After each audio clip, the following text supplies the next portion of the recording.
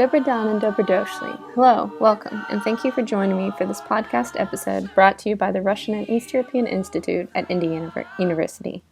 My name is Kate, and today we will be exploring how Croatian language policy was used for political gain during Yugoslavia and the Wars of Succession. You might be thinking to yourself, what does politics have to do with language? When the country Yugoslavia dissolved in the early 1990s, one language, Serbo-Croatian, broke into four languages: Serbian, Croatian, Bosnian, and Montenegrin. In other words, as linguist Max Weinreich once said, a language is a dialect with an army and a navy. Politics has everything to do with language.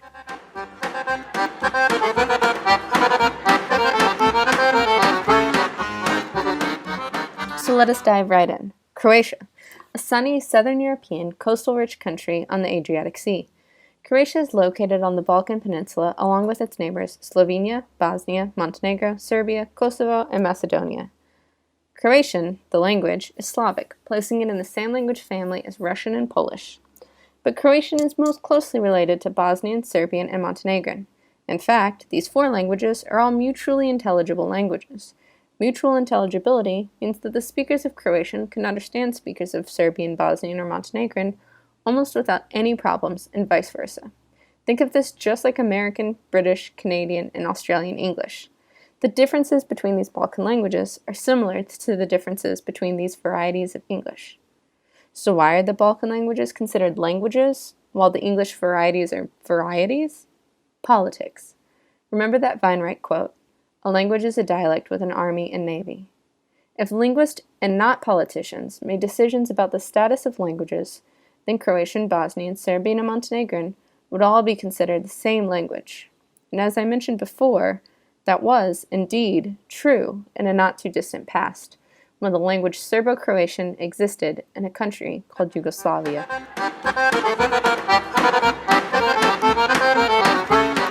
So let's go back to 1945. World War II has just ended, and there's a newly formed country, the Socialist Federal Republic of Yugoslavia, led by the partisan wartime leader, Josip Broz Tito. You can think of Yugoslavia's structure a bit like the US, actually. There's a federal Yugoslav government, which is in charge of matters that affect all citizens. Then there are also 6 republic governments, or states: Slovenia, Croatia, Serbia, Bosnia and Herzegovina, Macedonia, and Montenegro. Just like in the US, there is tension between what should be a federal right and what should be a republic or state right. Each republic here also represents a different narod, or nation. These are Slovenian, Croatian, Serbian, Muslim, Macedonian, and Montenegrin. Although these nations are not really ethnicities per se, they operate in a very similar manner, and we can think of them as such. During Yugoslavia, these nation groups were encouraged by the government to promote their cultural identities through music, dance, traditional dress, food, religion, and especially language. However, nation identities were not allowed political representation as such. All nations were united under the Communist Party, and that is the only thing that mattered politically. So to recap, in Yugoslavia, nation identities were maintained within families and communities side by side with the federal and political supranational identity as a Yugoslav. When establishing a country, what are some things you need? A leader, a government, some laws, a flag, a language to communicate in. From the mid-1800s to the start of World War II, Serbian and Croatian linguists and governments had worked to unite the two varieties, which were naturally very similar, into one cohesive language rather than two similar things. The 1945 Constitution of Yugoslavia established Serbo-Croatian as its official language, just as it established a flag and government for the new country. This official unity between the varieties was a strong federal unity move.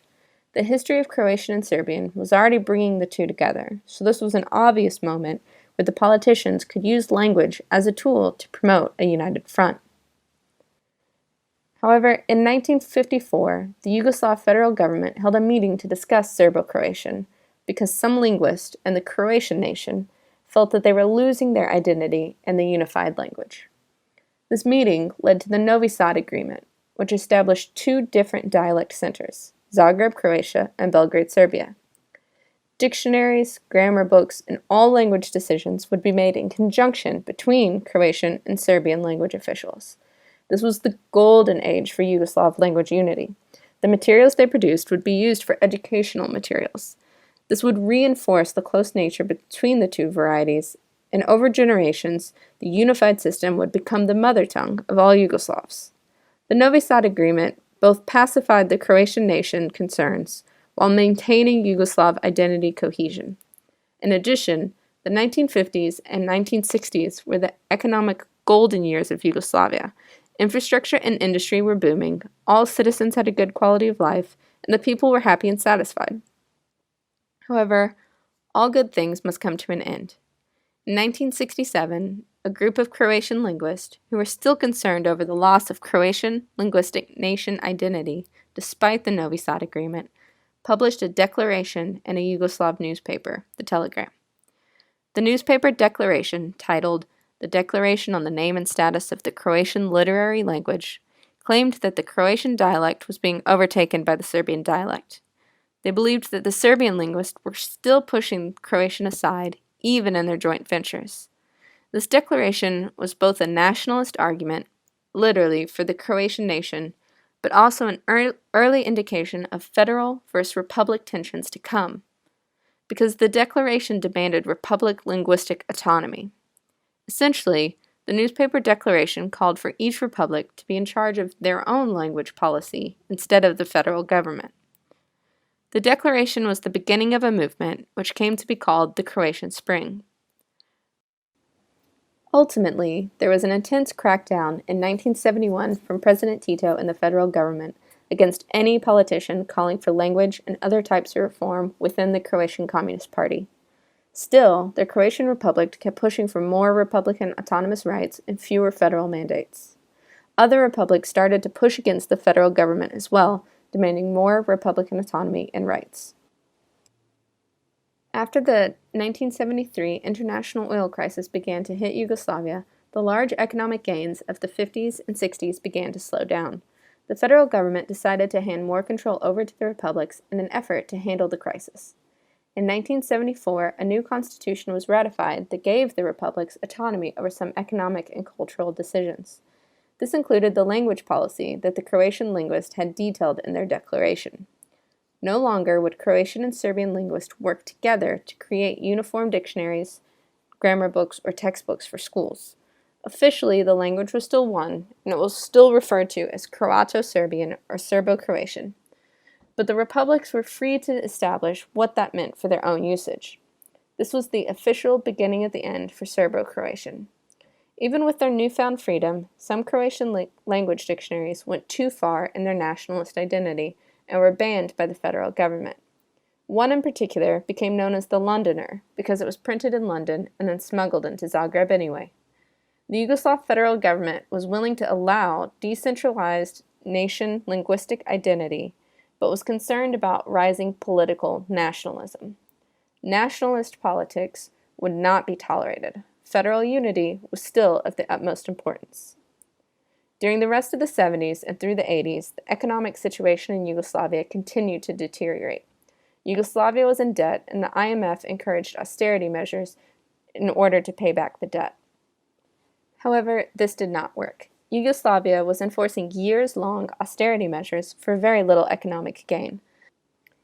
The republics of Croatia and Slovenia, who had the largest GDPs, began to resent sending their money to the federal government, only to have it redistributed to Kosovo, Serbia, and the other poorer republics.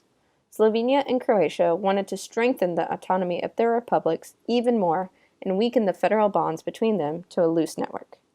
Meanwhile, the Republic of Serbia was failing economically. It needed to strengthen the federal government and increase federal revenue in order to keep the republic functioning at any capacity.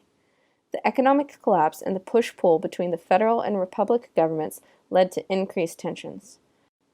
Republic politicians began to use nationalist rhetoric in order to gain populist momentum and argue for their political independence from Yugoslavia.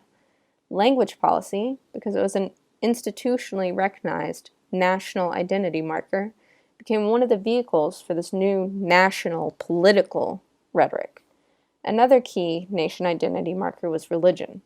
Together, language and religious, nationalist political rhetoric became drawn into the federal versus republic fight for power, until the people forgot that they were fighting about economics and federal versus republic power, but instead thought they were fighting against nation identities. Language, religion, and nation identities did not cause the collapse of Yugoslavia, but they were used as a tool to inflict the damage.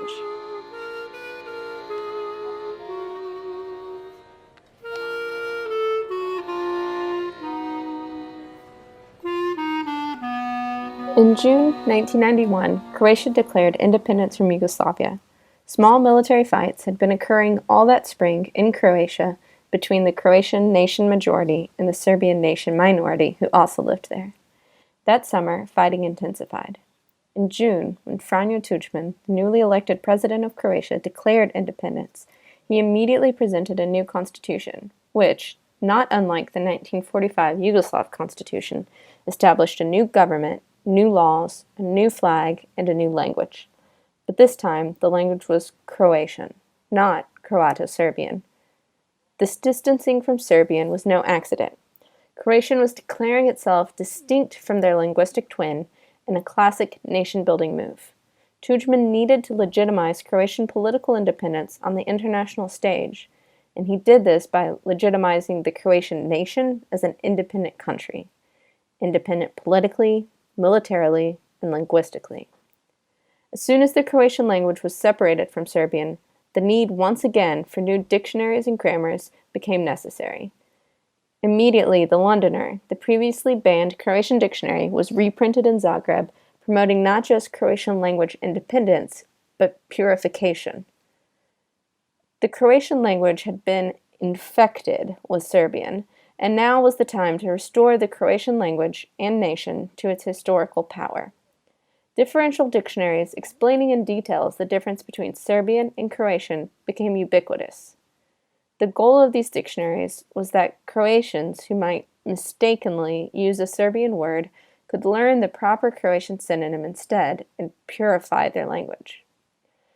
It was important that the Croatian nation was identifiably different from their Serbian counterparts. Robert Greenberg, a linguist who writes about linguistic nationalism, said, "The more similar the culture, religious, or linguistic heritage of peoples who live side by side in communities, cities, or within the boundaries of a nation-state, the greater the potential that the ethno-linguistic markers will be strengthened or exaggerated." Essentially, because the cultures and the peoples of Croatia and Serbia are so close together in so many ways, the effort to distance themselves from one another was exaggerated, often in extreme ways, and in this case, linguistically. This purification of the Croatian language often led to amusing new words, either archaic words brought back to life or entirely newly created words. Purification works against many foreign languages, not just Serbian. So instead of computer from English, used in Serbian as computor, Croatian has created the term računalo from its own linguistic stock. Some differences between Croatian and Serbian are minor, although they are often included in differential dictionaries. An example of this would be uho in Croatian versus uvo in Serbian for ear. While many Croatians did not take these language reforms very seriously, they continued to speak as they always had spoken and as they learned at school. Croatians living on the borderlands, or in nationally mixed villages, were often the most avid adherents to the new rules, however. This is because it is on these borders that national identity becomes the most salient. Likely as not, two people living next to each other will speak exactly the same way, even if one is a Croat and one is a Serb. During Yugoslavia, that was fine, but now that there was a war between Croatia and Serbia, differences needed to be clarified, crystallized, and obvious. The war has now been over for more than 20 years. Croatia has joined the EU, Serbia stands as an independent country. Bosnia and Montenegro have declared their own languages rather than continue using Serbo-Croatian or adopt Serbian or Croatian as the name of their national language. While language purification has slowed down, many of the Croatian dictionaries and reforms from the 1990s maintain their status.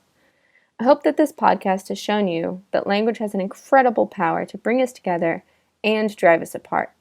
It can be a dangerous tool in the hands of nationalists and governments. Unless you think that this situation is unique to Yugoslavia, let us consider Spanish and Basque or Catalan, Urdu and Hindi, Polish and Ukrainian. Language is used for political and national means all around the world every day. Never take for granted how language shapes our identities and how our politics shapes our language.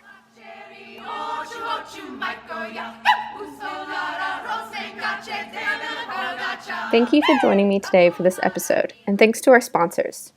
First, Yugo Cars, kinda like a Volkswagen Beetle, kinda like a Model T, but not actually the same at all. Second, Vegeta, the spice for any dish in your life.